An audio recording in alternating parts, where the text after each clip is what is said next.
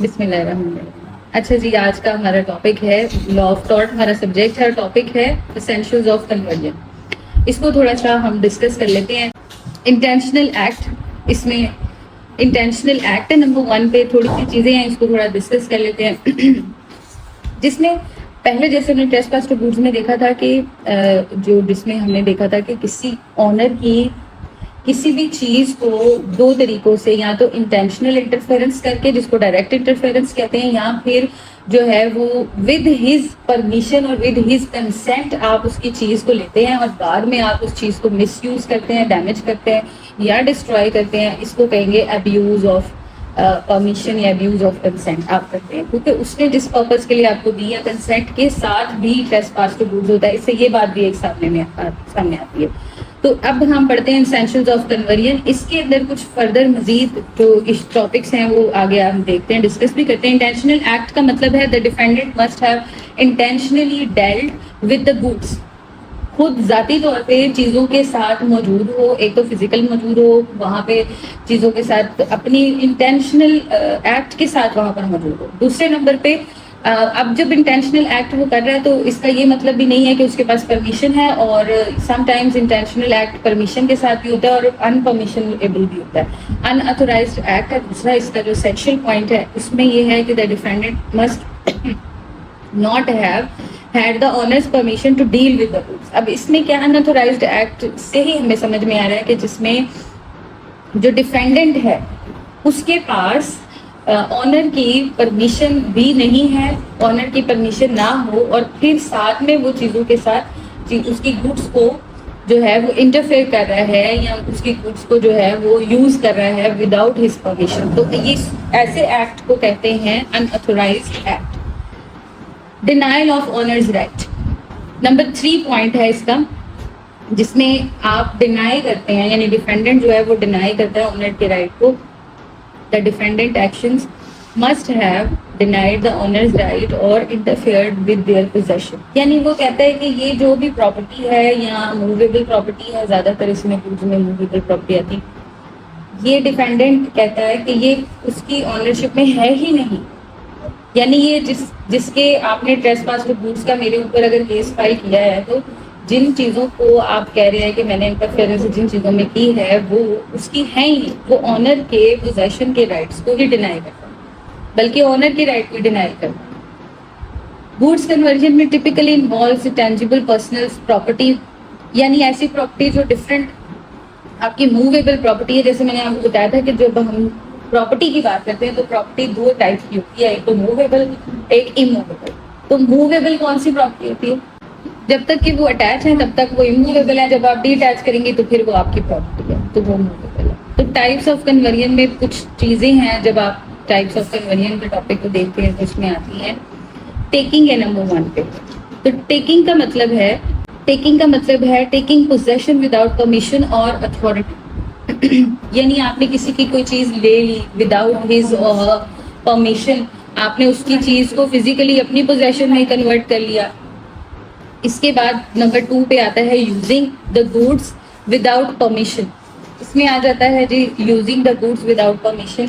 Obvious सी बात है, सेम चीजें रिपीट हो रही हैं कि कोई भी चीज जो है वो आपने विदाउट हिज ओनर्स परमिशन आपने उसको यूज किया है। Damaging causing physical harm to the goods, इसमें भी आ जाता है डैमेज करना, किसी चीज को डिस्ट्रॉय करना। डैमेज करने का मतलब ये है कि आपने उसकी जो भी वर्किंग है उसको मुतासिर किया है, और डिस्ट्रॉइंग का मतलब है कम्प्लीटली उसकी चीज़ों को डिस्ट्रॉय कर दिया। तो इन दोनों में फ़र्क है। डैमेज में तो रिपेयरेबल चीज़ें भी समटाइम्स होती हैं और डिस्ट्रॉय में तो फिर कुछ भी नहीं होता।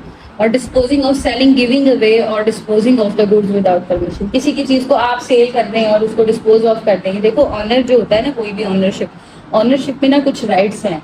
जैसे एक ऑनर के पास सबसे पहला राइट है right to sell, right to sell, right to rent, right to dispose of, फिर right to use, right to जो है उसके पास, यानी ऑनर के पास सारे राइट्स हैं। ठीक है, तो जब इन राइट्स के अंदर कोई इन्फ्रिंजमेंट होगी तो ये भी लॉ ऑफ टॉर्ट इसको यानी कि डील कर रहे हैं, हम यही अभी पढ़ रहे हैं। अब इसमें किसी और ऑनर की कोई भी चीज है उसको आप सेल कर रहे हैं, किसी और को दिए जा रहे हैं या डिस्पोज ऑफ कर रहे हैं उस प्रोडक्ट को विदाउट हिज और हर परमिशन, तो ये भी टाइप्स ऑफ कन्वर्जन है। अब इसकी हमें देखना पड़ेगा रेमेडीज क्या है। ऐसी चीजें तो हो रही हैं, लेकिन ऐसे एक्ट्स के बाद इसकी रेमेडीज हमारे पास क्या आती हैं? तो number 1, damages, monetary compensation for value of the goods. जो भी प्रोडक्ट जिसको स्पॉइल किया गया, डैमेज या डिस्ट्रॉय किया गया या डिस्पोज ऑफ किया गया, उन गुड्स की जो वैल्यू है कि वो कितने की है, मार्केट वैल्यू उनकी क्या है, उसके अकॉर्डिंग मॉनिटरी कंपनसेशन आप इसमें डिमांड कर सकते हैं कोर्ट से। ठीक है, रिटर्न ऑफ गुड्स की डिमांड आप कोर्ट से कर सकते हैं कि कोर्ट में order the return of goods, के वो जो सारी प्रोडक्ट्स हैं आप ये कोर्ट से ऑर्डर ले सकते हैं कि मेरी वो जो जितनी भी चीजें हैं, मेरी गुड्स हैं, वो मुझे रिटर्न करवाई जाएं। इंजंक्शन है court order to stop the defendant from further dealing with the goods. Sometimes आप ये चाहते हैं कि भाई मेरी जो चीजें हैं, यानी जो ऑनर है वो ये वाली कंपनसेशन भी चाह रहा होता है कोर्ट की तरफ से कि आप इसको ये कहें कि ये मेरी चीजों के साथ जो अपना इसका डील करने का तरीका है या उसमें इन्वॉल्वमेंट है, ये उसको बंद कर दो, फर्दर इन्वॉल्वमेंट ना करें। यानी आप जो भी प्लेंटिफ होगा इस तरह के मैटर में, ट्रेसपास टू गुड्स के मैटर में, वो ये 3 चीजें डिमांड करने की कोशिश करेगा। एक तो वो कह सकता है कि सर मुझे डैमेजेस लेके दें, दूसरा वो अपनी जो भी चीजें हैं उसकी जो वर्थ है, ठीक है, अगर किसी की गाड़ी डैमेज हुई है तो उसके अकॉर्डिंग उसकी वर्थ है। तो रिटर्न ऑफ गुड्स में वो कहेगा कि मेरी चीजें मुझे वापस ले दें और मुझे कुछ नहीं चाहिए। और तीसरे नंबर पे वो इंजेक्शन के इसको मना करेंगे ये मेरी चीजों के साथ जो है या मुझे रिटर्न करें या उनके साथ दोबारा मजीद छेड़छाड़ ना करें। 3 टाइप की ही ऑर्डर्स मोस्टली जो है वो डिमांड किए जाते हैं कोर्ट से। डिफेंसेस इसके क्या होते हैं? अब कंसेंट में क्या कि if the defendant had the honest permission to deal with the goods, एक तो वो ये डिफेंस करेगा कि भाई देखिए सर, मुझे तो ऑनर ने परमिशन दी थी इन प्रोडक्ट्स को या इन चीज़ों को यूज़ करने की। या फॉर एग्जांपल अगर गाड़ी की एग्जांपल ले लें, मुझे तो इसने खुद परमिशन दी थी कि गाड़ी यूज़ कर लो, और अब ये मुझ पे कन्वर्जन के या ट्रेसपास टू गुड्स के केस फाइल कर रहा है, ये तो वो कोर्ट में कह सकता है। तो कंसेंट इसका बेस्ट डिफेंस होगा डिफेंडेंट के लिए। लेकिन फिर आगे प्लेंटिफ ये बात अगर प्रूफ कर दे कि अब्यूज ऑफ कंसेंट के, मतलब मैंने कंसेंट दी थी इसको, अपनी प्रोडक्ट दी थी यूज करने के लिए, अपनी गाड़ी दी थी इसको यूज करने के लिए, 1 घंटे के लिए मैंने दी थी, ये 2 घंटे लेकर नहीं वापस आया, या फिर ये आया ही नहीं वापस, या ये इवनिंग में आया, इस तरह की चीजें, या इसने कहीं पे एक्सीडेंट कर दिया, तो ये है फिर सर्कमस्टांसेस और फैक्ट्स ऑफ द केस कि हर केस जाहिर सी बात है दूसरे से डिफरेंट होता है। दूसरा defence authority of law. Second defence ये है, जैसे आपने देखा होगा अथॉरिटी ऑफ लॉ में कुछ एक्सेप्शंस भी हैं।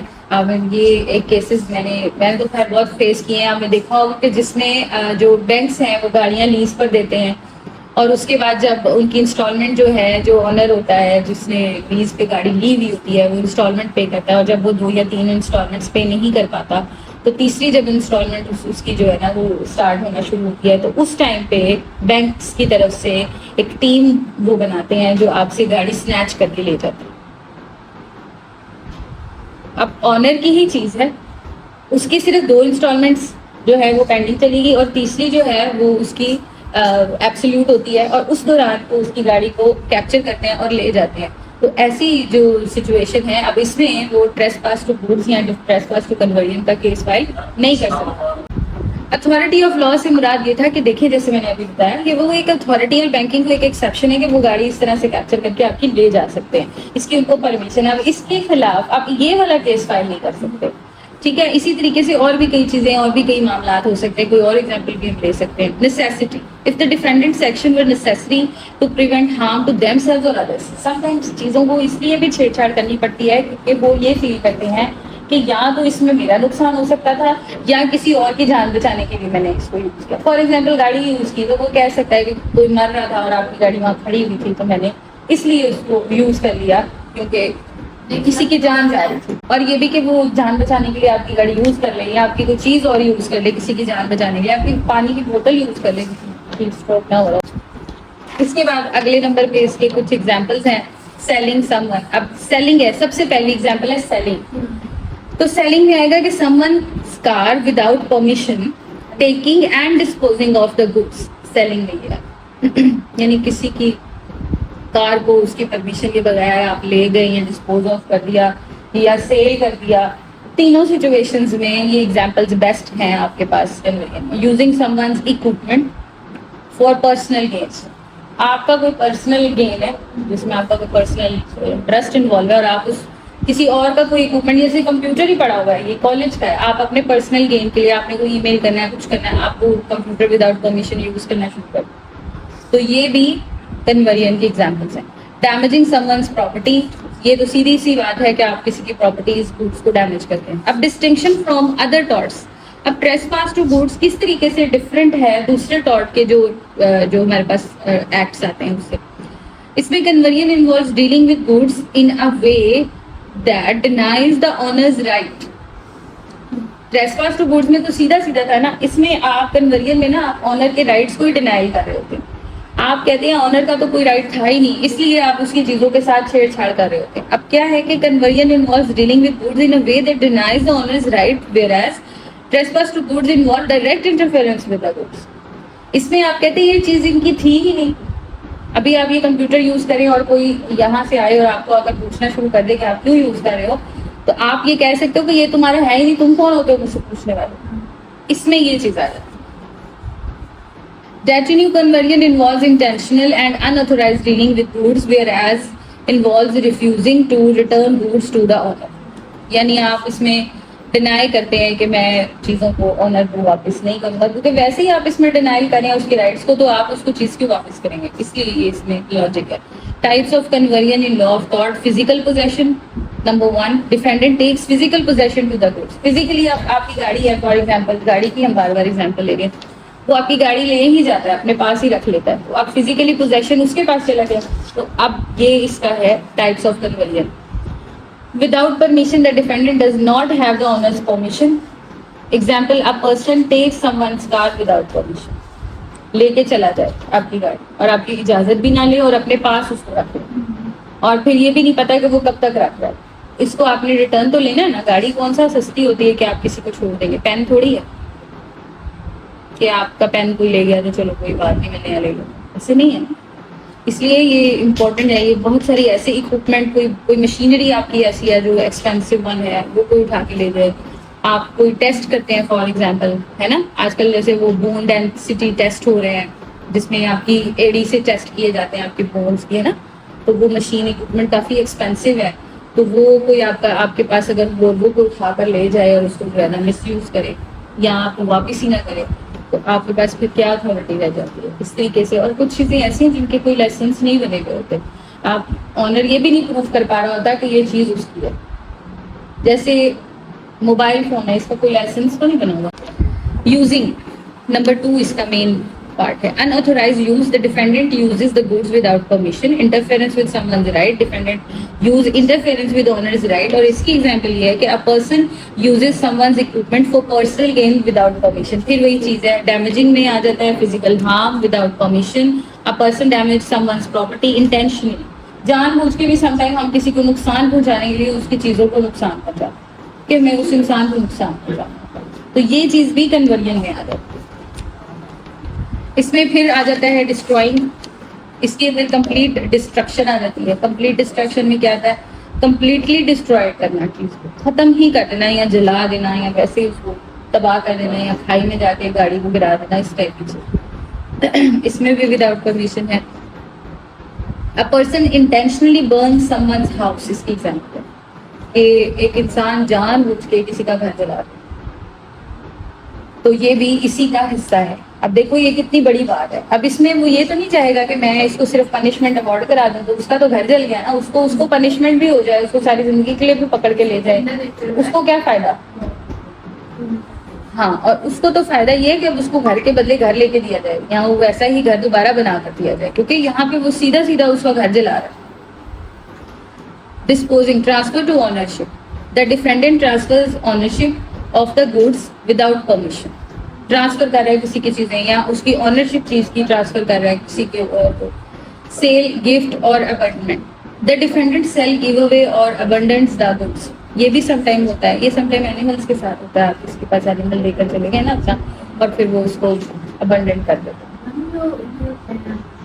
कई लोग होते हैं जो बाहर होते हैं, वो बाहर कहीं अपनी घर की प्रॉपर्टी के लिए कोई फाइनेंस पे दे देते हैं, वो सारे राइट एक्सरसाइज करते हैं, कल को खपता है कोई भागता है, वो भी सारा इसलिए मिले हैं तकरीबन सम एक्सटेंट। वो भी मिसयूज ऑफ पावर है, पावर को अब्यूज करना। आप तो पावर दी है, लेकिन उसने एक पावर दे दी तो जैसे किसी एम्प्लॉय को आपने एम्पावर किया, आपने उससे पावर दी है कि भाई अब तुम मेरे एम्प्लॉय हो तो तुम मेरे ऑफिस में आ सकते हो, मेरे मतलब कंप्यूटर्स को यूज कर सकते हो, क्योंकि आपने मेरी फाइल्स को आप मैनेज करोगे, उसको पावर मिल गई, वो आपका एम्प्लॉय बन गया।